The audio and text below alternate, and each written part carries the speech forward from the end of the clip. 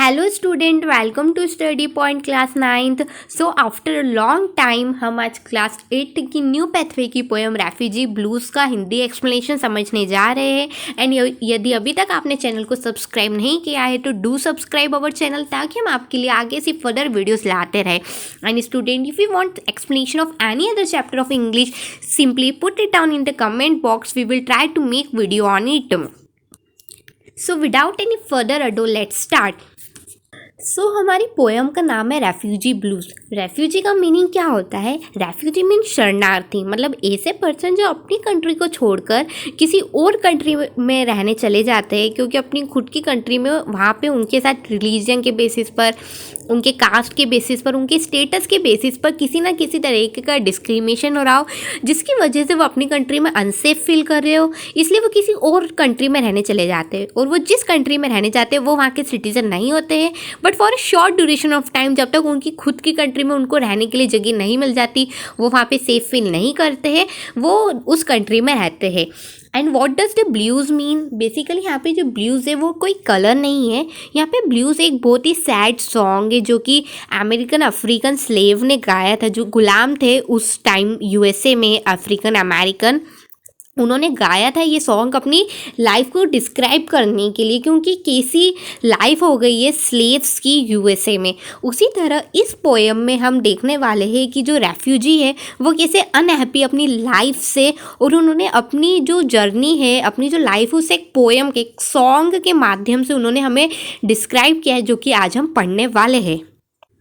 Basically इस poem में हम जर्मन जूइश रेफ्यूजी के बारे में पढ़ने वाले हैं, जो कि सेकेंड वर्ल्ड वॉर के टाइम अपनी कंट्री को छोड़कर अदर कंट्री में गए थे, और वहाँ पे उन्होंने क्या एक्सपीरियंस किया। बेसिकली ट्रोमा का मीन क्या होता है? एक्सपीरियंस, अनुभव, मतलब क्या उनके साथ वहाँ पे बैड एक्सपीरियंस हुए, वो हम इस पोएम में पढ़ने वाले हैं। इन द फर्स्ट स्टेंजा यहाँ पे नरेटर हमसे कहता है कि इस सिटी में 10 मिलियन सोल्स है। अब यहाँ पे सोल्स का मीनिंग आत्मा नहीं, यहाँ पे सोल्स का मीनिंग है पीपल की। जिस एरिया में वो अभी फ़िलहाल रहने आए हैं, वहाँ पे 10 मिलियन सोल्स पीपल रहते हैं। कुछ जो पीपल है वो बड़े बड़े मैंशंस, बिल्डिंग में रहते हैं, एंड जो कुछ पीपल है वो होल्स में रहते हैं। यहाँ पे होल्स का मीनिंग है कि स्लम एरिया, मतलब जो पुअर पीपल है वहाँ के, वो स्लम एरिया में रहते हैं। बट इतने सारे पीपल रहने के बाद भी, इतने मैंशन होने के बाद भी, स्लम एरिया होने के बाद भी हमारे लिए कोई प्लेस नहीं है डियर, हमारे लिए कोई प्लेस नहीं है। डैट मीन्स वहाँ पे इतनी सारी जगह है, बट रेफ्यूजी के लिए कोई जगह नहीं है वहाँ पे। इन द सेकेंड स्टेंजा जो नरेटर है वो हमें बताता है कि एक टाइम पे उनके पास भी कंट्री थी, और वो सोचते थे कि वो कंट्री फेयर है, मतलब वो वहाँ पे डिस्क्रिमिनेशन नहीं करती पीपल के साथ किसी भी बेसिस पर। अगर आप उसे एटलस में देखें, अगर आप इमेज में देखें, तो बेसिकली एटलस एक बुक होती है जिसमें सारे मैप्स होते हैं। तो उसमें अगर आप देखेंगे तो हमें नरेटर की कंट्री दिखेगी, और नरेटर बोलते हैं कि स्टिल हम अब वहाँ पे नहीं जा सकते, हम अब वहाँ पे नहीं जा सकते। इन द थर्ड स्टेंजा जो नरेटर है अब वो हमसे बोलता है कि in the village church yard. Village church yard का मतलब है कि गांव में जो चर्च है उसके आसपास जो यार्ड बना हुआ है, वहाँ पे एक ओल्ड यू बेसिकली एक ट्री होता है जिसकी रेड बेरी लाइक फ्रूट होती है, जैसे कि आप इमेज में देख पा रहे हैं। हर बार, मतलब जैसे कि ऑथम सीजन आता है ना, जिसमें पेड़ पूरा मुरझा जाता है, एंड देन जब स्प्रिंग सीजन आता है तो उस पेड़ ऐसा लगता है कि पूरा रीबर्थ हो गया, उसमें पूरी शुरू से नई पत्ती आती है। तो उसी तरह यहाँ पे हमें नरेटर बोलता है कि जो ओल्ड यू है, हर स्प्रिंग वो एकदम अन्यू, डेट मीन्स पूरा न्यू हो जाता है, जैसे कि उसे रीबर्थ मिल गया, पूरा झड़ के नए से पत्ती आती है उसमें। बट वो बोलता है, बट ये जो केस है वो हमारे पासपोर्ट के साथ नहीं हो सकता, हमारे ओल्ड पासपोर्ट के साथ नहीं हो सकता। इसका मीनिंग है कि देखो, जैसे कि इंडिया में रहने के लिए हमारे पास आधार कार्ड होना चाहिए, उसी तरह उस कंट्री में रहने के लिए मतलब पासपोर्ट होना चाहिए। तो उनका जो पासपोर्ट है वो ओल्ड हो चुका है, उसको रेन्यू कराना पड़ता है। बट क्योंकि वो रेफ्यूजी है, इसलिए उनका जो ओल्ड पासपोर्ट है वो रेन्यू नहीं हो सकता। जैसे कि जो ट्री है वो एक बार ओल्ड है तो वो स्प्रिंग सीजन में न्यू हो जाता है, बट उनका जो पासपोर्ट है अगर वो एक बार ओल्ड हो गया है तो वो न्यू नहीं हो सकता। ऐसा थर्ड स्टेंजा में हमें नरेटर बताना चाह रहे हैं। इन द फोर्थ स्टैंजा जो नरेटर है अब वो हमें एक सीन डिस्क्राइब करते हैं, जिसमें वो देखते हैं कि जो कंसोल है वो टेबल को बैंग कर रहा हो, और कहता है बेसिकली कंसोल कौन होते हैं, एक गवर्नमेंट ऑफिशियल होते हैं जो कि उस कंट्री को रिप्रेजेंट करते हैं फॉरेन कंट्री में। मतलब हर एक कंट्री का अपना फॉरेन रिप्रेजेंटेटिव होता है जो उस कंट्री को वर्ल्ड में रिप्रेजेंट करता है। तो फिलहाल जिस कंट्री में जो नरेटर अभी रह रहे एज अ रेफ्यूजी, उस कंट्री का जो कंसोल है वो कहता है कि अगर आपके पास पासपोर्ट नहीं है तो आप ऑफिशियली डैड है, मतलब जो कागजात है गवर्नमेंट के उसमें आप डैड है। बट यहाँ पे नरेटर कहते हैं कि we are still alive dear, we are still alive, that means कि बट हम अभी भी जिंदा है, तो हमें मरा हुआ कैसे बता सकते हैं वो लोग।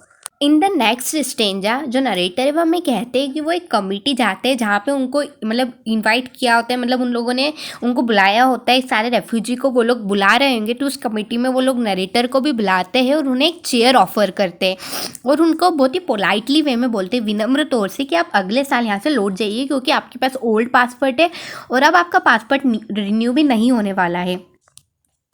पर यहाँ पे नरेटर अपने आप से क्वेश्चन करते हैं कि हम कहाँ जाए, ना हम अपनी कंट्री जा सकते हैं ना हमें ये वाली कंट्री में रहने दिया जा रहा है, हम कहाँ जाए, हमारे लिए तो कोई प्लेस ही नहीं है।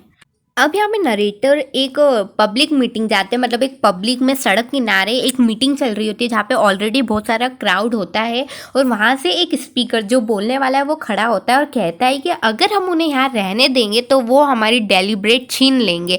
अब यहाँ पे डेलीब्रेट का क्या मतलब है, डेलीब्रेट का मतलब है एम्प्लॉयमेंट। एम्प्लॉयमेंट का मतलब देखो, अगर रेफ्यूजी को उन्होंने अपनी कंट्री में रहने दिया तो रेफ्यूजी यहाँ पे कमाने के लिए, अच्छी लाइफ रहने के लिए वो यहाँ पे जॉब करना चाहेंगे ऑब्वियसली, और उस कंट्री के जो पीपल है वो भी उस कंट्री में रह रहे तो वो भी एम्प्लॉयमेंट चाहेंगे। तो हो सकता है कि जो रेफ्यूजी है वो उस कंट्री के पीपल की एम्प्लॉयमेंट ले, जिसकी वजह से वो जो कंट्री मतलब जहाँ के मतलब जो सिटीज़न है जो ऑलरेडी उस कंट्री के नागरिक है वो उन लोगों को जॉब नहीं मिलेगी। डेट मीन्स उनके पास पैसे नहीं आएंगे तो वो कुछ चीज़ खरीद नहीं पाएंगे खाने का, इसलिए वो कुछ खा भी नहीं पाएंगे। तो यहाँ पे डेलीब्रेट का सिंपली मतलब यही है कि अगर हम शरणार्थियों को, रेफ्यूजी को यहाँ पे रहने देंगे तो वो लोग हमारे डेलीब्रेट छीनेंगे, हम नहीं कमा पाएंगे, हमें खाने को नहीं मिलेगा, हम अच्छी लाइफ नहीं जी पाएंगे।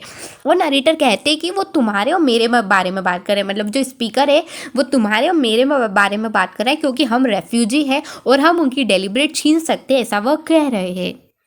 इन द 7th स्टैंजा जो नरेटर है वो हमें कहते हैं कि उन्होंने एक पूडल देखा जिसने जैकेट पहना हुआ है और उसको पिन से बांध रखा है। जैसे कि आप इमेज में देख सकते हैं, पूडल और कोई नहीं, एक स्पीसीज ऑफ डॉग होती है। और वह देखते कि एक डोर खुला हुआ है और उसने क्या किया, डोर ने जो बाहर कैट थी उसे अंदर ले लिया है। बट वह कहते हैं कि जो भी चीज़ डोर के अंदर ली गई है वो जर्मन जूस नहीं थे, मतलब एनिमल्स को लिया गया जो वहाँ के सिटीजन थे, ऑलरेडी उन्होंने अपने पेट एनिमल को अंदर लिया, बट उन्होंने जर्मन जूस जो रेफ्यूजी है उन्हें अंदर नहीं लिया। मतलब वो लोग पैट को जगह दे रहे हैं बट उन रेफ्यूजी को स्पेस नहीं दे रहे हैं। इन द नेक्स्ट स्ट्रेंजर जो नरेटर है वो हमें कहते हैं कि वो एक हार्बर के नीचे जाते हैं और वहाँ पे कुएं पे जाके खड़े हो जाते हैं। अब हार्बर मतलब बंदरगाह, जैसे कि आप इमेज में देख सकते हैं, इसे हम हार्बर बोलते हैं। और क्यू बेसिकली एक प्लेटफॉर्म होता है जहाँ पे सारी जो बोट्स है वो आके खड़ी होती है ताकि अब उन पे नया सामान लोड करके अब उन्हें वापस शिप कर दिया जाए अदर प्लेस जाने के लिए।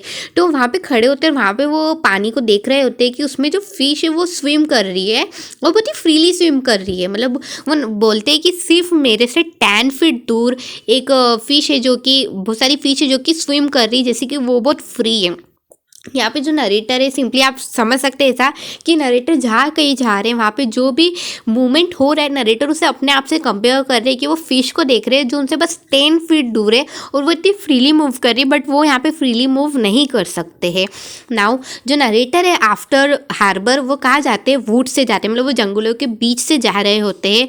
वहाँ पे बेसिकली गार्डन भी हो सकता है, वो उसके बीच से जा रहे होते हैं और वो वहाँ पे देखते हैं कि जो बर्ड है वो ट्रीज़ पर बैठी हुई है और वो अपने अकॉर्डिंग, अपने कन्वीनियंस के अकॉर्डिंग, बिना किसी फोर्स के, बिना किसी डर से वो अपनी लाइफ को, अपने मूवमेंट को एंजॉय करते हुए गाना गा रही है। और उनका कोई पॉलिटिशियन नहीं, पॉलिटिशियन मतलब बेसिकली जो उनको किसी भी मुद्दे को लेकर भड़काए और किसी पर्टिकुलर बर्ड को उनके ग्रुप से बाहर कर दे कि हमें इसे अपने ग्रुप में नहीं रखना है, नहीं, सब अपने बिना किसी वरी के अपना गाना गा रही है। और वो इसे अपने आप से कंपेयर करते हैं कि they weren't the human race my dear, they weren't the human human race, मतलब वो लोग ह्यूमन रेस जो मानव जाति है उनसे बिल्कुल डिफरेंट है, उनसे बिल्कुल अलग है, क्योंकि उनका कोई पॉलिटिशियन नहीं है, सब अपने कन्वीनियंस के अकॉर्डिंग गाना गा रही है। इन द नेक्स्ट स्टेंजा जो नरेटर है वो अपने ड्रीम के बारे में डिस्क्राइब करते हैं हमें कि जो हमारे नरेटर है, आफ्टर ऑल दीज जो हमारे नरेटर है वो एक ड्रीम देखते हैं जिसमें उन्हें एक बिल्डिंग दिखाई देती है, अ ह्यूज बिल्डिंग, मतलब एक बड़ी सी बिल्डिंग दिखाई देती है जिसमें थाउजेंड्स, हज़ारों फ्लोर्स है, हज़ारों विंडो है, हज़ारों डोर्स है, but none of them was ours my dear, but none of them was ours. That means ये वो एक इतनी बड़ी बिल्डिंग देखते हैं जिसमें हज़ारों रूम्स है, बट एक भी उनका नहीं है, एक भी रेफ्यूजी का नहीं है, एक भी रूम रेफ्यूजी का नहीं है, ऐसा नरेटर हमें कहते हैं। बेसिकली वो इसे डिस्क्राइब करते हैं, जैसे कि हमने शुरू में फर्स्ट स्टेंजा में देखा था ना कि यहाँ पे इतनी सारी प्लेस है कि 10 मिलियन पीपल रहते हैं, एंड वो उसी सपने उसी चीज़ को उनके दिमाग में ये सब चीज़ घूमती है, एंड वो अपने ड्रीम में देखते हैं कि एक बड़ी सी बिल्डिंग है बट उनके लिए कोई प्लेस नहीं है वहाँ पे।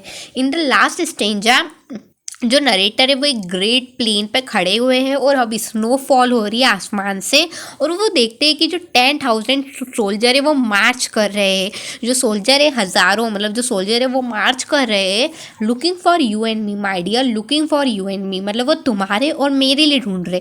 मतलब बेसिकली जो गवर्नमेंट है उसने एक ऑर्डर पास किया होगा कि जो रेफ्यूजी खुद से नहीं जाते हैं उन्हें जो सोल्जर है वो फोर्सफुली कंट्री से निकालेंगे क्योंकि उनके पास पासपोर्ट नहीं है।